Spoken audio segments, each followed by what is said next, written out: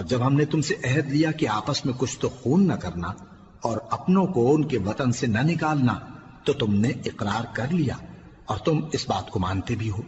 پھر تم وہی ہو کہ اپنوں کو قتل بھی کر دیتے ہو اور اپنے میں سے بعض لوگوں پر گناہ اور ظلم سے چڑھائی کر کے انہیں وطن سے نکال بھی دیتے ہو، اور اگر وہ تمہارے پاس قید ہو کر آئیں تو بدلہ دے کر ان کو چھڑا بھی لیتے ہو، حالانکہ ان کا نکال دینا ہی تم پر حرام تھا۔ یہ کیا بات ہے کہ تم کتاب اللہ کے بعض احکام کو تو مانتے ہو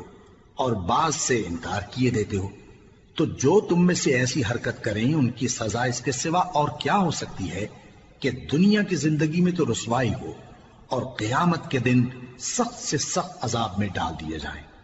اور جو کام تم کرتے ہو اللہ ان سے غافل نہیں۔ یہ وہ لوگ ہیں جنہوں نے آخرت کے بدلے دنیا کی زندگی خریدی، سو نہ تو ان سے عذاب ہی ہلکا کیا جائے گا اور نہ ان کو اور طرح کی مدد ملے گی۔